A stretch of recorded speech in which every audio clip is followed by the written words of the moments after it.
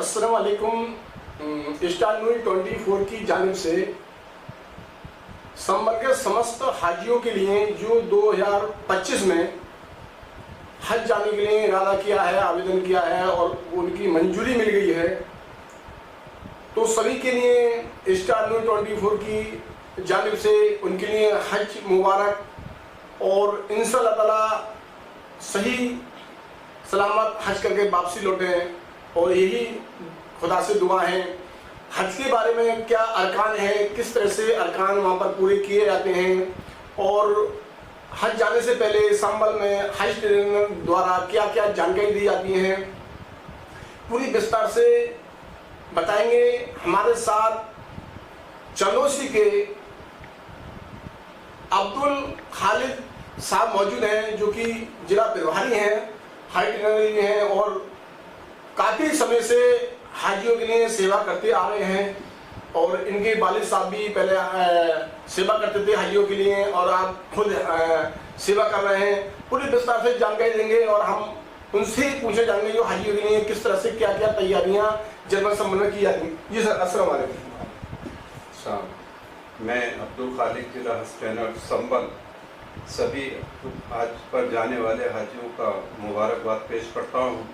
और संबल जनपद से इस बार 460 हज यात्रियों का चयन हुआ है, जिनका अल्पसंख्यक कल्याण मंत्रालय, उत्तर प्रदेश राज्य हज समिति, उत्तर प्रदेश लखनऊ जिला प्रशासन के द्वारा निर्धारित कैंपों में प्रशिक्षण केंद्र का तिथि निर्धारित की गई है। संबल जनपद से जाने वाले हज यात्री अजमल उलूम तेल मंडी संबल 9/4/2025 को, मदरसा खलील उलूम नखासा 10/4/2025, मदरसा अंजुमन नखासा 10/4/2025, मदरसा सिराजुल उलूम 9/4/2025, संबल खिदमत खल सेंटर चंदौसी 12/4/2025 को प्रशिक्षण केंद्र में उपस्थित हो। प्रशिक्षण अपने जिले में हो रहे प्रशिक्षण निर्धारित केंद्रों पर ही लेना जरूरी है, क्योंकि जिला स्तर पे आपकी सारी कार्रवाई रिकॉर्ड उपलब्ध प्रशासन के पास रहेगा। इसके साथ साथ आप जब आएँ तो मेडिकल फिटनेस का सर्टिफिकेट, आधार कार्ड, पासपोर्ट की फोटोकॉपी लाना जरूरी है। जनपद संबल से 3 हज ट्रेनरों का चयनित हुआ है, जो कि आपको प्रशिक्षण देंगे। प्रशिक्षण के दौरान आपको क्या करना है, क्या नहीं करना है, government of India CGI Jeddah के मार्गदर्शन का पूरा आपको प्रशिक्षण से में मार्गदर्शन कराया जाएगा। ये बहुत अच्छा खालिद सर आपने बताया है। लेकिन संबल में आप हाजियों के लिए जो प्रशिक्षक है, जो ट्रेनिंग है, जिस तरह से क्योंकि बड़े अरकान होते हैं वहाँ पर, तो किस तरह से वहाँ किया जाए, क्योंकि सबसे पहले तो संबल में आप प्रभारी हैं इसके, तो कौन कौन तारीख के लिए वो जो हाजी हैं वो जा सकते हैं और कौन कौन सी डेट है, एक एक करके आप बारी से बताएं। देखिए, अजमल उलूम तेल मंडी में 9/4/2025 को पहला प्रशिक्षण शुरू हो रहा है, तो उसमें सारे हाजी आएंगे, उसमें उलमा भी, और हमें जो मार्गदर्शन बॉम्बे प्रशिक्षण के दौरान बताया गया है, तो उसकी नई पॉलिसी, नई सारी जो चेंजिंग आई है वो हम प्रशिक्षण के दौरान बताएं। उसके बाद देखिए, एक सामने बात आ रही थी निकल के कि संबल के क्षेत्र के जो हाजी हैं वो उधर ही शिफ्ट हो जाएंगे, उधर ही आ जाएंगे, लेकिन कुछ चंदौसी के भी हाजी हैं, कुछ किन्नौर के भी हैं, कुछ ग्रामीण क्षेत्र से भी आते हैं। तो चंदौसी में कब कैंप लगाया जाएगा और संबल में तेल मंडी के अलावा और कौन सी स्थान है? देखिए, मैंने अभी पहले भी कहा था कि अजमल उलूम तेल मंडी संबल में 9/4/2025 को कैंप। दूसरा कैंप मदरसा खलील उलूम नखासा 10/4/2025 संबल में अंजुमन नखासा 10/4/2025, सिराजुल उलूम 9/4/2025, चंदौसी खिदमत खल centre near FR inter college पर 12/4/2025 को। इसमें किन्नौर तहसील भी और संबल तहसील के इलाके के लोग हाजिर होंगे। किस तरह से हाजियों के लिए जानकारी दी जाएगी, क्योंकि 460 हाजियों का चयन हुआ है इस साल 2025 में और सभी लोग अपनी जो है जाएंगे, तो किस तरह से वहाँ पर जाना है, क्या है कोई जानकारी? इस बार हर सेंटर पे 150 हाजियों को वहाँ हर सेंटर पे 150 हाजियों का वहाँ पर सेंटर बनाया गया है। इस बार 460 पे ये 5 सेंटर हैं। हाजियों की अपनी सुविधा के लिए किसी भी सेंटर पे जाकर अपना रजिस्ट्रेशन कराएं और उनको ट्रेनर देगा और प्लस उलमा हजरात वहाँ मौजूद होंगे। आप अपने सवाल जवाब रखेंगे और जो आपको सवाल जवाब चाहिए नोट करके लाइए और वहाँ अपने सवालों का जवाब दीजिए। बहुत अच्छा है। जिस तरह से ये देखा जा रहा है क्योंकि 25 में हाजी रवाना होंगे, अभी तो डेट नहीं आई है जाने की, लेकिन सऊदी अरब में जाकर बहुत सारी समस्याओं का सामना करना पड़ता है हाजियों को। तो ये बहुत बड़ा सवाल है, किस तरह से वहाँ मैनेज करना है। देखिए, जब वो 2025 में CGI जद्दा और सऊदी गवर्नमेंट और भारत सरकार ने बहुत ज़्यादा चेंजिंग किया है और बहुत ही कोशिश कर करके 2025 का हज बिल्कुल ही नई तरीके से एक हज है। बिल्डिंग वगैरह और जो भी दुश्वारियाँ पिछले सालों में आई हैं, इंशाल्लाह इस बार वो दुश्वारियाँ हाजियों को नहीं उठाने पर। सबसे पहले हर जनपद से एक ही फ्लाइट, एक ही बिल्डिंग का अलॉटमेंट हो रहा है और इसके साथ साथ जनपद संबल से 2 SHI जिनको कि खादिमुल उज्जाद इंस्पेक्टर कहा जाएगा, वो जनपद संबल से दो खादिमुल इंस्पेक्टर का चयनित हुए हैं। वो इसी जनपद संबल के हाजियों के साथ में रवाना हों। अच्छा, इस तरह से वहाँ खातिन जो होते हैं वो अपनी मनमानी करते हैं, वहाँ पर हाजियों की नहीं सुनते हैं, तो ना सुनने का कारण क्या है? और जो हाजी हैं, क्योंकि हाजी गाँव क्षेत्र से आते हैं, अनशिक्षित होते हैं, तो वो बहुत सारी वहाँ की बोली है, वहाँ की सऊदी अरब की नहीं समझ पाते हैं, तो किस तरह से वो मैनेज करें, क्या कर सकते हैं? इस बार हज कमेटी ऑफ इंडिया और CGI जद्दा ने एक ऐप जो लॉन्च किया है, हज सुविधा ऐप। उस हज सुविधा ऐप में हज डिस्ट्रिक्ट हज ट्रेनर और SHI खादिमुल उज्जाज को उसमें कनेक्ट किया है, मोबाइल नंबर दिए हैं, नाम दिए हैं और हर हाजी से वो कनेक्ट रहेगा, वो अब लापरवाही नहीं कर सकते। अच्छा, जिस तरह अजीजिया में जाकर सभी हाजी जो इंडिया के हाजी हैं वो अजीजिया में जाकर रुकते हैं, तो वहाँ पर एक हर जिले की एक, अब जो नियम बता रहे हैं, अब हर जिले की एक बिल्डिंग वहाँ पर अलाउड की जाती है, तो अब जो नियम हो गए हैं। लेकिन उसके साथ साथ जब अजीजिया से और मीना के लिए जब रवाना होते हैं हाजी, तो मीना में जब वो वहाँ पर खेमे में डालते हैं, तो खेमे में वहाँ पर बड़ी पानी की शॉर्ट और बहुत सारी समस्या आती है, तो वहाँ पर किस तरह से मैनेज करें? वहाँ पानी की समस्या आती है, लेकिन आपको भी अपना खुद लिहाज रखना चाहिए। किसी भी चीज़ को ज़्यादा इस्तेमाल करेंगे तो वहाँ शॉर्टेज आएगी और लाने में भी थोड़ा सा टाइम लगेगा। इसलिए आप अपने आप को थोड़ा सा कम खाइए और ज़्यादा इबादत करिए, और इससे ज़्यादा वज़ू करने की या ज़्यादा पानी वेस्टेज करने की ज़रूरत पेश ना है। अच्छा, हाजियों के लिए वहाँ पर किस तरह की बचाया जाए, किस तरह से वहाँ पर हाजी जो है अपना मेडिसिन कर सकते, क्योंकि गर्मी का मौसम होता है, गर्मी क्षेत्र है वो, क्योंकि वहाँ गर्माहट ज़्यादा रहती है, तो हाजी जो है वो किस तरह से वहाँ मैनेज करें, किस तरह से हाजियों के संदेश देना चाहेंगे?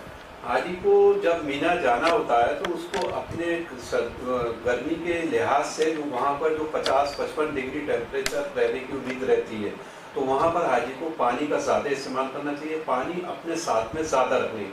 वहाँ होता ये है कि खाने का सामान ज़्यादा रखते हैं, पानी का इस्तेमाल कोल्ड ड्रिंक वगैरह या जो मेडिकल आती हैं इलेक्ट्रॉल वगैरह वो नहीं रखते, इसलिए उनको दिक्कत आती है। यानी आपका क्या मतलब, ये जो खाना है, खाना भारी खाना नहीं खाएगा, हल्का खाना खाएं, जिससे फल तो वहाँ कभी बहुत कम मिलते हैं, जिस तरह से वहाँ पर ब्रेड है या नॉर्मल जो हल्का खाना है, जो कि कम से कम हल्का खाना खाया जाए और पानी की ज़्यादा मिलता हो, पानी ज़्यादा लिया जाए, पानी का इस्तेमाल ज़्यादा किया जाए, इलेक्ट्रॉल आदि वगैरह का ज़्यादा इस्तेमाल, और खाना कम से कम खाए। गर्मी शिद्दत की है और वो ट्रेनिंग में भी बताया जाएगा, लेकिन अमल करना हाजी जा रहा है उसको करना है। अच्छा, अरफात के मैदान में जब हम पहुँचते हैं, हाजी पहुँचते हैं वहाँ पर हज मैदान में, तो वो नज़ारा एक अलग होता है और माशाल्लाह वहाँ पर हर कोई व्यक्ति, हर एक मुसलमान को वहाँ जाना चाहिए, क्योंकि अरफात का एक मैदान अल्लाह ने हमें दिया, हज भी कहा कि वहाँ पर हज कबूल होता है।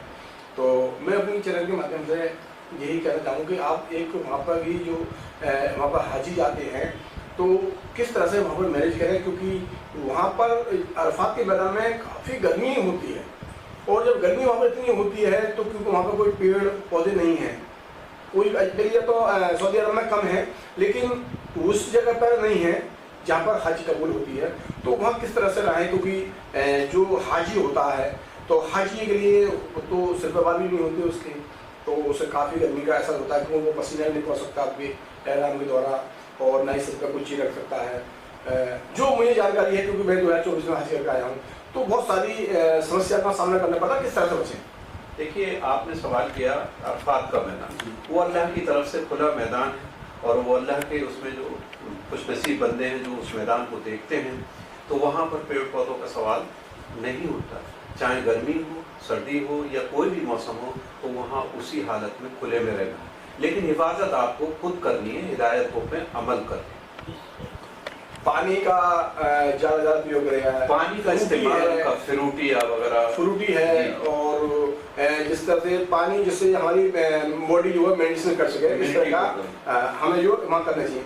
अच्छा अब्दुल जी, जिस तरह से हम यहाँ पर आते हैं और हमें टीका भी लगाना पड़ता है, और जब हम एयरपोर्ट से सीधे जब वो जहाज में बैठे जब सऊदी अरब उतरते हैं और मदीने में, तो सबसे पहले वहाँ पर जो है जो हमने टीका लगाए हैं, जो भारत सरकार द्वारा टीका लगाए जाते हैं, तो सबसे पहले वहाँ की एक डॉक्टर की टीम होती है, वो चीज़ मांगती है, और उस जब तक आप वो नहीं दिखाएंगे और वो नहीं देंगे तो वो लोग अंदर नहीं जाने। तो क्या है इसका मतलब? देखिए, इसका मकसद ये है, जो आपको मेनिंजाइटिस वगैरह बुखार का और ये सब वैक्सीनेशन भारत सरकार जो स्वास्थ्य मंत्रालय लगवाता है, वो वहाँ के प्रिस्क्रिप्शन एनवायरनमेंट के हिसाब से वहाँ के लोगों को कुछ ना हो, या अपने उसमें कोई भी किसी तरीके का बैक्टीरिया ना फैले, तो उसकी हिफाजत के वास्ते लगाया जाता है। आपको काफ़ी समय हो गया है हाजियों के लिए, एक बड़ी खुशनसीब है आप, क्योंकि आपको हाजियों की सेवा करने का मौका मिलता है। आपके वालिद भी हाजियों की सेवा करते थे, आप भी करते। किस तरह से आपको जिस दिलचस्पी हुई?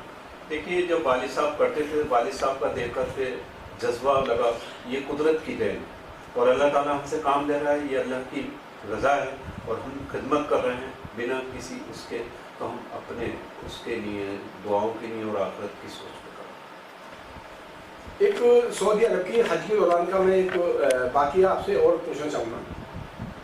जब हज का समय होता है, 5 दिन हज के होते हैं, तो जिस तरह से वहाँ पर जीजिया से हम जो है अरफात के लिए निकल गए, और अरफात में जब हम आएंगे, अरफात से मीना माफ़ कीजिए सैतान की तरफ के लिए रात के लिए, तो जो सुबह पहुँचते हैं तो वहाँ पर हम लोग काफ़ी थक जाते हैं, तवाफ वगैरह करते हैं।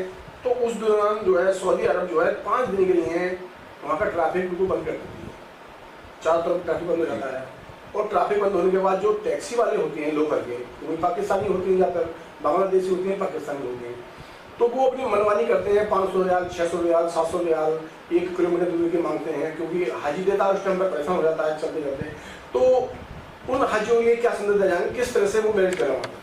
देखिए, ये तो आम सी बात है कि कुदरती भीड़ है, और भीड़ में हिफाजत करना आपका काम, लेकिन जिस तरीके से भी रास्ते जहाँ वहाँ गाइडलाइन बताएंगे, मैप के हिसाब से आप चलते रहिए, और पैदल चलने में ज़्यादा अफजलियत है, सवाब है।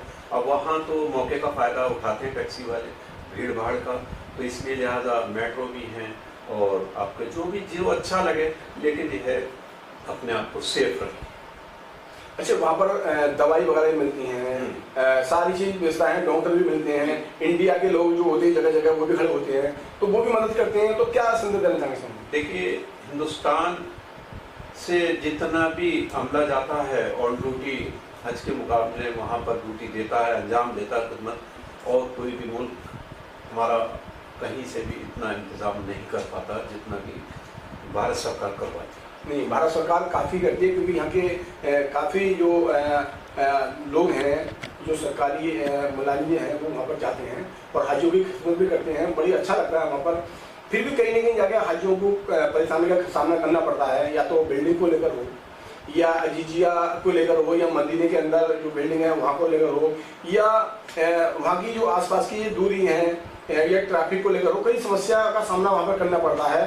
तो कुछ ऐसी चीज़ बताइए हाजियों के लिए जो वहाँ पर उन हाजियों के लिए परेशानी कम हो और हज भी सही सलामत हो सके। देखिए, इसमें सबसे बड़ा सवाल है कि जो सरकार, भारत सरकार और सऊदी गवर्नमेंट की जानिब से जो प्रशिक्षण कैंप बनाए गए हैं, प्रशिक्षण कैंप पर जोर दिया जाता है कि हाजी सिर्फ सीखे यहाँ पर और जो हिदायतें दी गई हैं गवर्नमेंट की तरफ से उस पर अमल करें, तो इंशाल्लाह किसी भी तरीके से दिक्कत नहीं आएगी। और सही चैनल पे काम करें और वहाँ सही ऑफिसेस मालूम हो, मोबाइल नंबर मालूम हो, तो इसीलिए हज सुविधा ऐप दिया गया है। उसमें सारी चीज़ आपको सब कुछ है, हॉस्पिटल कहाँ है, कहाँ क्या मैप है, सबका जहाँ जाना है, हज सुविधा ऐप से आपको बहुत इस भारत सरकार ने सुविधा उपलब्ध कराई।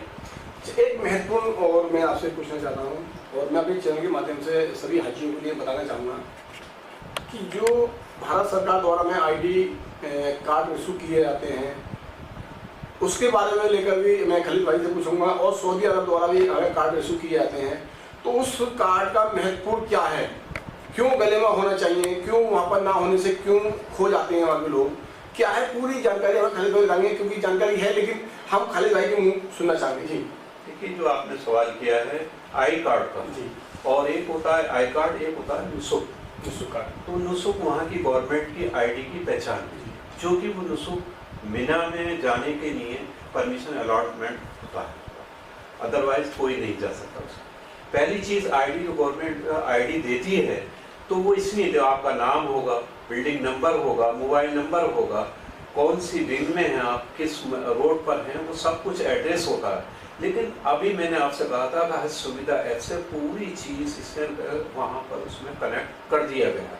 आपका सारा सजरा हज जो है, एंड्रॉयड फ़ोन ले आना बहुत ज़रूरी है, एंड्रॉयड बगैर मोबाइल के ग्रुप में एक का मोबाइल होना ज़रूरी है। उसी से आप रियाजुल जन्ना का अपॉइंटमेंट लेंगे, नुसुक ऐप में हर तरीके की जो भी कुछ आप उसमें जानकारी ले सकते हैं।